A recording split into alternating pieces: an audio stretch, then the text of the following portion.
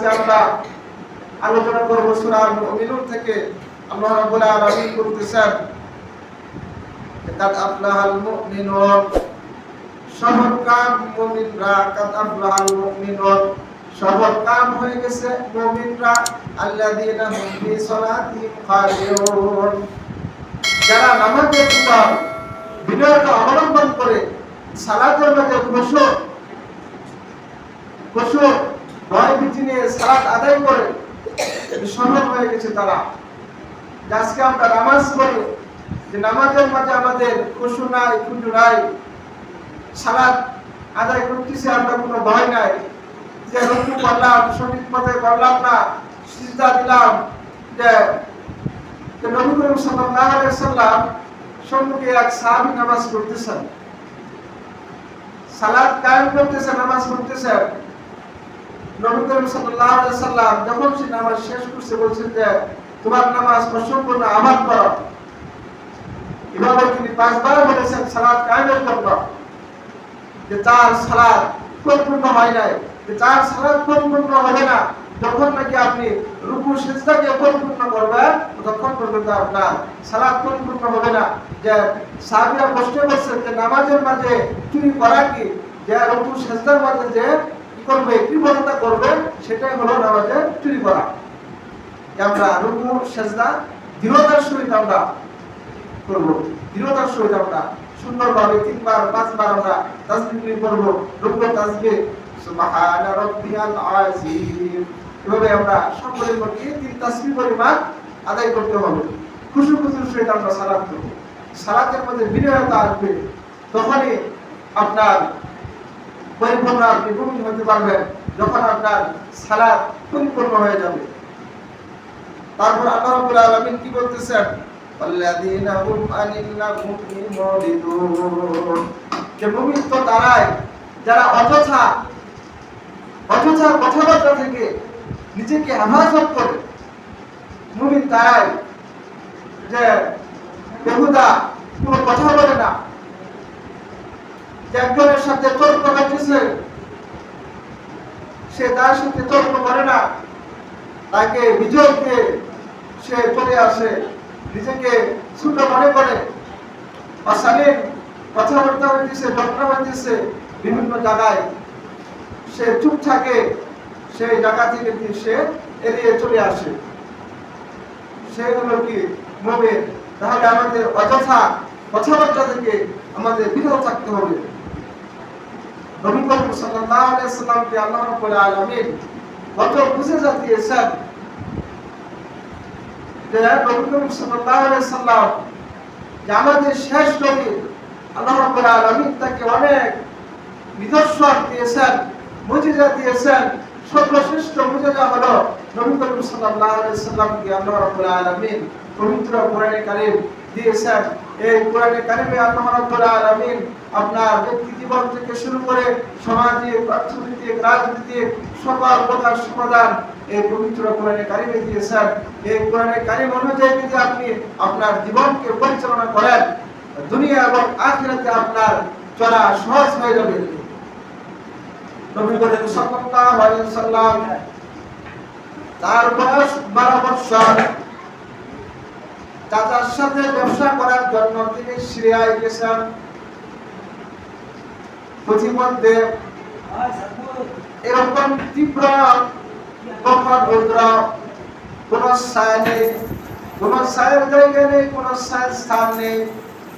একটি বৃক্ষ দেখতে পেলেন, বৃক্ষর কোন লতা পাতা নেই। নবী করিম সাল্লাল্লাহু আলাইহি ওয়াসাল্লাম ওই লতা পাতাহীন, ডালপালাহীন ওই বৃক্ষর নিকট বসলেন। কেউ ওই বৃক্ষের ভিতর, ওই বৃক্ষের ছায়াদার গাছ ছিল না, ওই গাছের ভিতর গাছের নিচে তিনি বসলেন। আল্লাহ রাব্বুল আলামিনের কুদরতিভাবে ওই গাছের লতা পাতা সুন্দরভাবে অটোমেটিকলি লতা পাতা হয়ে গেছে। রাসূল সাল্লাল্লাহু আলাইহি ওয়াসাল্লামকে ছায়া দেওয়ার জন্য ওই গাছ অটোমেটিকলি আল্লাহ তাআলার কুদরতে আপনার ছায়া দিয়েছে নবী সাল্লাল্লাহু আলাইহি ওয়াসাল্লামকে। ডালপালা একবারে আপনার পাতা সব কিছু বজায় গেছে। সাহাবীরা বর্তমানে আপনার জর্ডানে এই গাছটা অবস্থিত। নবী করিম সাল্লাল্লাহু আলাইহি সাল্লামের কুদরতিভাবে তিনি যে বসছেন তার বসার ছায়ার জন্য আল্লাহ রাব্বুল আলামিন ওই গাছের লতাপাতা শিকড় দিয়ে দিয়েছেন, এখনো অক্ষত অবস্থায় ওই গাছ আছে। এরকম ভাবে আল্লাহ রাব্বুল আলামিন আমাদের নবী করিম সাল্লাল্লাহু আলাইহি সাল্লামকে অসংখ্য অগণিত মর্যাদা দিয়েছেন যে আমরা মুসলমান আমরা দাবি করি, কিন্তু মুসলমানই এক জিনিস আর ইমানদারি এক জিনিস। যে মুসলমান, আপনি প্রকৃত মুসলমান তখনই হবেন যখন আপনি যে আল্লাহ তাআলার হুকুম, রাসূল সাল্লাল্লাহু আলাইহি সাল্লামের তরিকা অনুযায়ী আপনার জীবনকে পরিচালনা করবেন। আল্লাহ রাব্বুল আলামিন বলেন, তোমরা প্রকৃত ইমানদার, প্রকৃত মুসলমান না হয়ে তোমরা মৃত্যুবরণ করো না। যে প্রকৃত ইমানদার হয়ে আমাদের দুনিয়া থেকে যাইতে হবে। দুনিয়া হলো ক্ষণস্থায়ী জায়গা, এখানে আসি আপনার মুসাফির হিসাবে। এই মুসাফির খানা থেকে আমাদের চলে যাইতে হবে। হঠাৎ করে আপনার মৃত্যুর বাসি চলে আসবে। কেউ আসবে একদিন আগে, কেউ আসবে একদিন পরে, নির্দিষ্ট ভাবে জানা নাই। আল্লাহ রাব্বুল আলামিন এটা গোপন করেছেন। তাহলে আমরা সালাত আদায় করব খুশুর সহিত, বিনয়ের সহিত, সহিষ্ণুভাবে ইবাদত করি। খালেস নিয়তে আমরা ইবাদত করব, একমাত্র আল্লাহ তাআলাকে রাজি খুশি করার জন্য, অন্য কোনো উদ্দেশ্য না। আল্লাযীনা হুম আনিল লাগুহি মুরিদুন, আল্লাযীনা হুম আনিল লাগুহি মুরিদুন, মুমিন তো তারাই যারা অযথা অনর্থক কথাবার্তা থেকে নিজেকে হেফাজত করে বিরত রাখে। আল্লাযীনা হুম লিযাকাতি ফাঈলুন, যারা স্বেচ্ছায় সমর্থ হয়েছে আল্লাহর রাস্তায় যাকাত আদায় করে, তারাও কি মুমিনের অন্তর্ভুক্ত। এটাও কি মুমিনের বৈশিষ্ট্য। ওয়াল্লাযীনা হুম লিফুরুজিহিম হাফিজুন, যারা নিজেদের লজ্জাস্থানকে হেফাজত করে, নিজেদের যৌনাঙ্গকে হেফাজত করে, তারাও কি মুমিন। যে মুমিনের সূরা আল মুমিনুনে আল্লাহ রাব্বুল আলামিন যে মুমিনের 10টি বৈশিষ্ট্য বর্ণনা করেছেন। যে এক নম্বর হলো যে সালাত কায়েম করবে মুমিন। যে কিভাবে সালাত কায়েম করবে? খুশুর সহিত, একমাত্র আল্লাহ তাআলাকে রাজি খুশি করার জন্য সালাত কায়েম করবে খুশুর সহিত। তারপর কি করবে? অযথা অনর্থক কথাবার্তা বলবে না। অহেতুক আমরা কথাবার্তা বলবো না। যে নবী করিম সাল্লাল্লাহু আলাইহি সাল্লাম বলেন যে চুপ থাকে সে নাজাত পেয়ে যায়। তো মুমিনের বৈশিষ্ট্য হলো এই সূরার ভিতর আল্লাহ রাব্বুল আলামিন 10টি বৈশিষ্ট্য আলোচনা করেছেন। এক নম্বর হলো কি? সালাত কায়েম করব।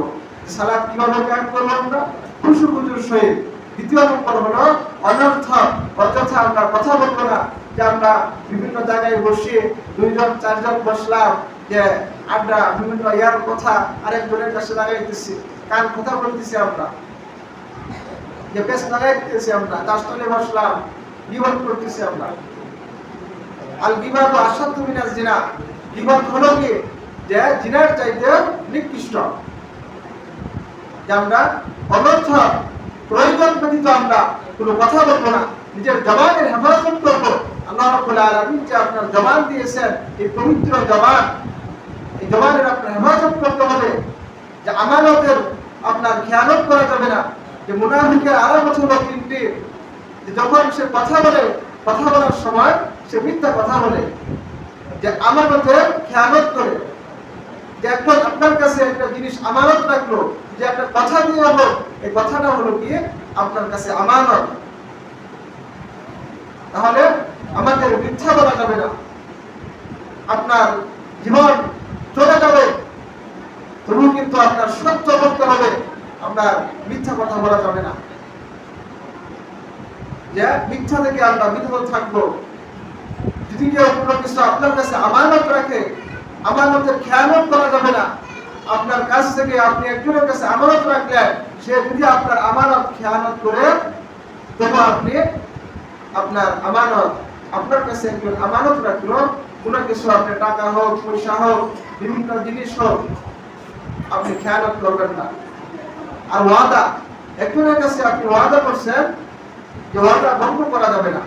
ওয়াদা ভঙ্গ করা কি মুনাফিকের আলামত। الذين هم لفروجهم حافظون।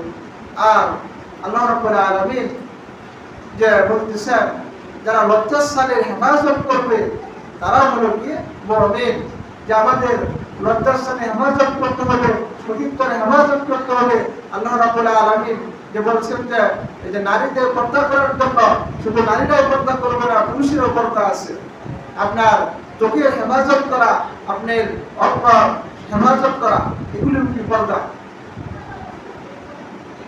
তাহলে আমরা আমাদের লজ্জাস্থানের হেফাজত করবো।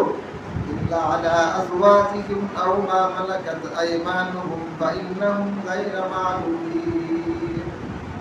যে ইল্লা আলা আজওয়াজিহিম, তাদের সাথে তোমরা মেলামেশা করতে পারবে, তোমাদের স্ত্রী, তোমাদের দাসীদেরকে তোমরা ব্যবহার করতে পারবে। এদের ব্যতীত আল্লাহ রাব্বুল আলামিন যে বৈধভাবে তোমাদেরকে স্ত্রী দিয়েছেন, তোমাদের দাসীদেরকে তোমরা ভোগ করতে পারবে। এদের ব্যতীত অন্য কারোর সাথে তোমরা মুআমালা করতে পারবে না। এগুলো হলো কি আল্লাহ রাব্বুল আলামিন সীমা দিয়ে দিয়েছেন। ফামান ইবতাগা ওয়ারা যালিকা ফাউলাইকা হুমুল ওয়াদুন। যারা এর ব্যতিক্রম করবে, আল্লাহ রাব্বুল আলামিনের হক তথা ওয়াদা ভঙ্গ করলো, যারাই নিজের লজ্জাস্থানের হেফাজত না করবে, তারাই কি আল্লাহ তাআলা ওয়াদা ভঙ্গ করলো। তাহলে আমাদের কাজ হলো যে মুমিন হতে হলে আমাদের সূরা আল-মুমিনুনের ভিতর আল্লাহ রাব্বুল আলামিন 10টি গুণের কথা বলেছেন। 10টি গুণে যদি আপনি গুণান্বিত হন তাহলে আপনি মুমিন। যে এক নম্বরে হলো কি আপনার সালাত কায়েম করতে হবে, নামাজ পড়তে হবে, অযথা মুমিন কথা বলবে না, নিজের লজ্জাস্থানে হেফাজত করবে। যার সামর্থ্য আছে যাকাত দেওয়ার জন্য সে যাকাত দিবে। والذين هم لأماناتهم وعهدهم راعون। এই কিছুক্ষণ আগে বললাম যে আমানতের খেয়ানত করবে না মুমিন। তো তারাই যারা আমানত সংরক্ষণ করে, আমানতের খেয়ানত করে না, তারাই হলো কি মুমিন। والذين هم على صلاتهم يحافظون। যারা সালাত, নিজের সালাতকে সংরক্ষণ করে, হেফাজত করে। যে নামাজের সময় হয়েছে, সময় টাইম টু টাইম সালাত কায়েম করতে হবে। যে সময় তো আছে না, সালাতকে সংরক্ষণ করতে হবে। আবার আপনার টাইম হয়ে গেছে, যে জোহরের সালাত আপনার দেখা যাচ্ছে যে সূর্য যখন ঠিক মানে আপনার দুই ছায়া যায়, আগে কিন্তু আপনার কাঠি দিয়ে এটা নির্ধারণ করা হয়েছে এখনকার সময়, যে দুই ছায়া পরিমাণ যখন হয় তখন আপনার জোহরের ওয়াক্ত শুরু হয়। জোহরের ওয়াক্ত শেষ সময় হলো কি আপনার আসরের সূর্য পশ্চিম আকাশে ডলে যাওয়ার পর আর কি আপনার যে আসরের পূর্ব মুহূর্ত পর্যন্ত জোহরের ওয়াক্ত থাকে। কিন্তু আপনার নামাজের সময় থাকে, কিন্তু এটা তো নির্দিষ্ট সময় আছে। আপনি যদি জামাতের সহিত আপনি সালাত কায়েম করেন তাহলে তো আপনার সালাতকে সংরক্ষণ করা হবে, হেফাজত করা হবে। এটা আল্লাহ রাব্বুল আলামিন বলতেছেন যে তারাই প্রকৃত মুমিন যারা কি করে সালাতকে, নামাজকে সংরক্ষণ করে, সময় মতো আদায় করে। যে সময় তো আছে, আরেকটু পরে বলবো না, আপনার টাইম হয়ে গেছে, সালাতের সময় হয়ে গেছে, আপনি নামাজ আপনি পড়ে ফেলেন, জামাতের সহিত পড়ে ফেলেন। যে মুনাফিকরা আপনার আলস্য হয়ে তারা মনে করে সালাত আদায় করে সময়ে কোনো মেনটেন্স করে না, সময়ের প্রতি গুরুত্ব দেয় না, তারা হেলে দুলে নামাজের ভিতর দাঁড়ায়। এগুলো হলো কি মুনাফিকের লক্ষণ, মুনাফিকের নামাজের লক্ষণ। যে একবার আপনার উপর করে রাখবে, আরেকবার নিচে করে রাখবে।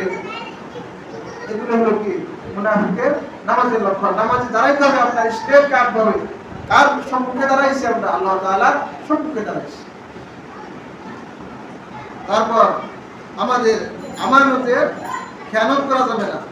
ওয়াল্লাযীনা হুম আলা সালাওয়াতিহিম ইউহাফিজুন। যে কি করতে হবে? সালাতের হেফাজত করতে হবে। উলাইকা হুমুল ওয়ারিসুন, তারাই হলো কি উত্তরাধিকারী, ওয়ারিসুন, তারাই হলো কি উত্তরাধিকারী। কিসের উত্তরাধিকারী? যে জান্নাতে ওয়ারিসের, যারা এই কাজগুলি করবে তারাই হলো জান্নাতের ওয়ারিস, জান্নাতের উত্তরাধিকারী। তাহলে আমরা এই কাজগুলি করব, সময় মতো আমরা সালাত কায়েম করব। আল্লাহ রাব্বুল আলামিন আপনাকে জবাব দিয়েছেন, জিহ্বা দিয়েছেন, এই জিহ্বাকে আমরা হেফাজত করব, অনর্থক কথাবার্তা বলবো না।